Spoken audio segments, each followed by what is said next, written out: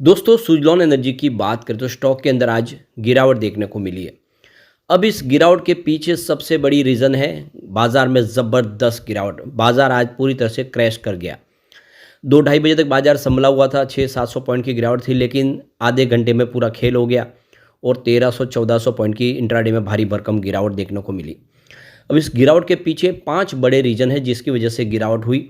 अगर आपको ये रीज़न जानने हैं और बाज़ार की आगे की क्या संभावना उसको अच्छे से समझना है तो हमारा ऑलरेडी वीडियो इससे पहले बन चुका है बाज़ार पे, वो जाके ज़रूर देखें। बाज़ार की पूरी आगे की क्या रणनीति हो सकती है उसके बारे में डिटेल से आपको जानकारी मिल जाएगी। क्योंकि इस समय बाज़ार बहुत ज़्यादा नेगेटिव है। यहाँ पे देख सकते हो एक के बाद एक जो फैसले हो रहे हैं वो बाज़ार के लिए ठीक नहीं है, उसका असर भी देखने को मिल रहा है। लेकिन अब बजट आने वाला है। बजट बाज़ार की दशा और दिशा को तय कर सकता है। तो इसको लेकर इस वीडियो में हम डिस्कस करेंगे और जानने की कोशिश करेंगे क्या फ़ायदा हो सकता है बजट से सुजलॉन एनर्जी को। बड़ी अपडेट निकल के आ रही है। सुजलॉन एनर्जी ने एक्सचेंज को जानकारी दी है कि उन्होंने 2 इंडिपेंडेंट डायरेक्टर की रीअपॉइंटमेंट की है।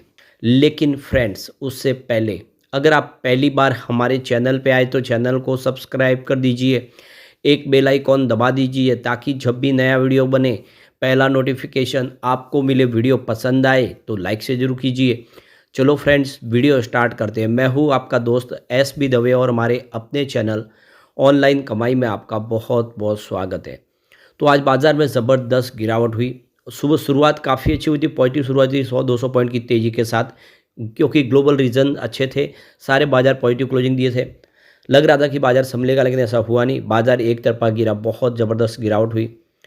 और आज निफ्टी एनर्जी में भी भारी भरकम गिरावट थी। 34,308 के स्तर पे आ गया निफ्टी एनर्जी 662 पॉइंट की भारी भरकम गिरावट के साथ, यानी 1.89% गिरा आज निफ्टी एनर्जी। तो बाजार की भारी भरकम गिरावट के बावजूद सुजलॉन में उतनी खास गिरावट देखने को नहीं मिली। इसके पीछे वजह है कि ऑलरेडी स्टॉक बहुत ही ज़्यादा करेक्ट हो चुका है और ऐसे में यहाँ पे अब भारी भरकम गिरावट में भी स्टॉक संभल रहा है। उतनी बड़ी गिरावट यहाँ पे देखने को नहीं मिल रही है हमें।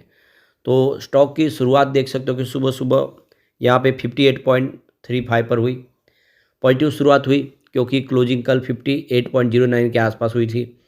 इंट्राडे में 58.47 का हाई भी बना, यानी बाजार ने साथ दिया तो कुछ तेज़ी बन जाती, लेकिन बाजार का सपोर्ट आज मिला नहीं बिल्कुल शेयर को, जिसकी वजह से इंट्राडे में 56.35 का लो बना। स्टॉक काफ़ी नीचे गया, लेकिन निचले लेवल से कम ₹1 रिकवर होकर क्लोजिंग दी है, यानी दिन का जो लो था उससे ₹1 ऊपर 57.35 पर इसकी क्लोजिंग है। यह एक शुभ संकेत है। 1.27% की गिरावट है। तो निफ्टी एनर्जी में गिरावट करीब 1.80% के आसपास है और यहाँ पे गिरावट 1.27 है। तो इससे आप समझ ही सकते हो कि स्टॉक वाकई में अब यहाँ पे ज़्यादा दबाव में दिख नहीं रहा है, क्योंकि ऑलरेडी बहुत ज़्यादा करेक्शन हो चुका है। अब इसकी परफॉर्मेंस अगर आप देखें तो देखो कि 7 जनवरी को स्टॉक में 3.33% की शानदार तेज़ी बनी थी। स्टॉक इंट्राडे में 61 को पार किया। अब उसके बाद 4 ट्रेडिंग सेशन में लगातार गिरावट हुई और नतीजा ये रहा कि स्टॉक आ गया 54 पर। इस दौरान करीब 11% की बड़ी गिरावट देखने को मिली। फिर 2 दिन इसमें पॉजिटिव क्लोजिंग हमने देखी है, 14 और 15 जनवरी को, और लगभग 5% की फिर तेज़ी बनी। उसके बाद 2 ट्रेडिंग सेशन में फिर गिरावट हुई 16 और 17 जनवरी को। ये गिरावट कम थी, हल्की सी थी 1% के आसपास, लेकिन 20 जनवरी को यानी कल हमने 2% की तेज़ी देखी थी और आज लगभग उतनी गिरावट हुई। स्टॉक फिर नीचे आए। अभी फ़िलहाल अगर आप देखें तो इसका जो दायरा बन रहा है वो 55 से लेकर 60 के आसपास का दिख रहा है। 60 को क्रॉस करने पे कुछ बड़ी तेज़ी की संभावना बन सकती है। वॉल्यूम आज हल्का सा कम होता हुआ दिखाई देगा। पिछले 1 महीने पहले इसका 5 करोड़ का वॉल्यूम था, 3 करोड़ की डिलीवरी उठाएगी। 1 वीक पहले 5 करोड़ का वॉल्यूम हुआ, 3 करोड़ की डिलीवरी उठाएगी। और देख सकते हो कल भी 5 करोड़ का वॉल्यूम हुआ, सामने 2 करोड़ की डिलीवरी उठाएगी और आज 4 करोड़ का ही वॉल्यूम हुआ। अब यहाँ पे जो बड़ी अपडेट निकल के आ रही है, सुजलॉन एनर्जी ने अपने मैनेजमेंट में कुछ बदलाव किया, 2 नई अपॉइंटमेंट हुई है। तो यहाँ पे समीर शाह और सीमांतनी खोत 2 इंडिपेंडेंट डायरेक्टर की अपॉइंटमेंट कंपनी ने की है। 3 साल का कार्यकाल होगा उनका। तो देख सकते हो कि पोस्टल बैलेट के माध्यम से अप्रूवल शेयर होल्डर का लिया जाएगा। तो यहाँ पे देखिए 2 appointment mister Sameer Shah independent director of company for a second term. ये सेकेंड टर्म है उनका, 3 ईयर के लिए अपॉइंटमेंट हुई है स्पेशल रिजोल्यूशन के माध्यम से। इसके अलावा सीमांतनी खोत, इनकी भी यहाँ पे अपॉइंटमेंट हुई है इंडिपेंडेंट डायरेक्टर के तौर पे कंपनी में। इनका भी ये सेकंड टर्म है, 3 ईयर के लिए स्पेशल रिजोल्यूशन के माध्यम से इस प्रस्ताव को पास किया गया है। तो ये देख सकते हैं री अपॉइंटमेंट हुई है समीर शाह की। इससे पहले भी उन्होंने अपनी सेवाएं दी है।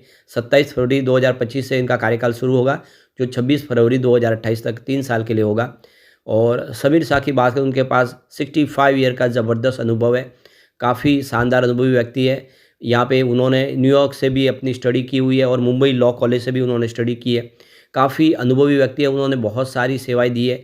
बैंकिंग सेक्टर से संबंधित हो या चीफ फाइनेंशियल ऑफिसर के तौर पे उन्होंने सेवाएँ दी है।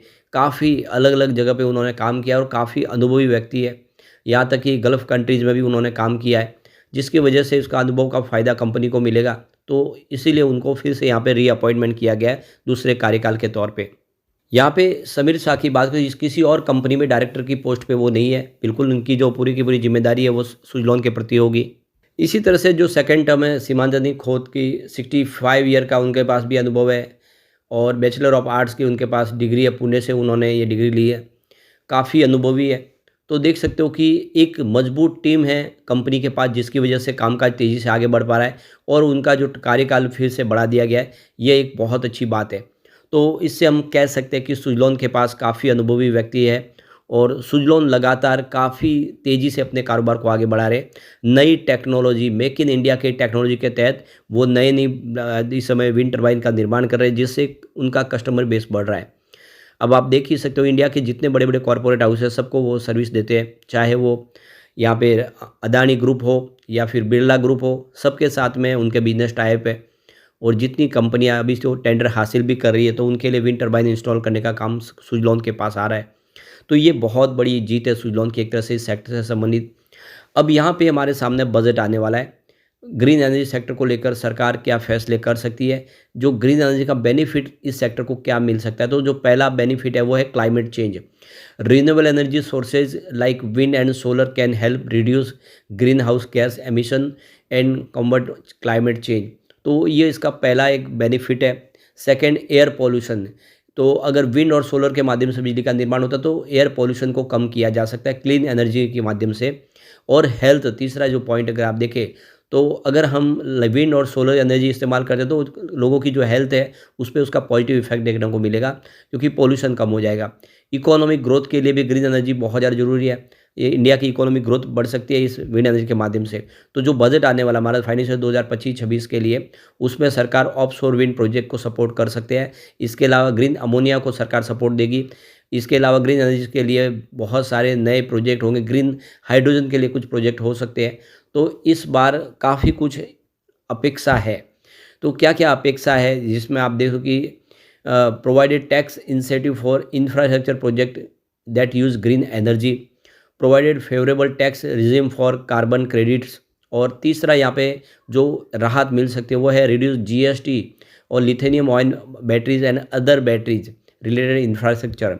तो ये बेनिफिट इस सेक्टर को मिल सकते हैं और पीएलआई स्कीम का बेनिफिट भी इस कंपनी को दिया जा सकता है। तो ये कुछ अचीवमेंट हो सकते हैं इस बार जो सरकार की तरफ से बजट के दौरान ऐलान किए जा सकते हैं। इसीलिए हमें बजट का इंतज़ार करना होगा। बजट बेहतर आएगा तो फिर देख सकते हो कि स्टॉक के अंदर भी तेज़ी की संभावना बन सकती है और अभी रिजल्ट भी आने वाला है। उम्मीद है कि इस बार रिजल्ट बेहतर होगा, तो फिर शेयर की प्राइस में भी वृद्धि की हम अपेक्षा कर सकते हैं।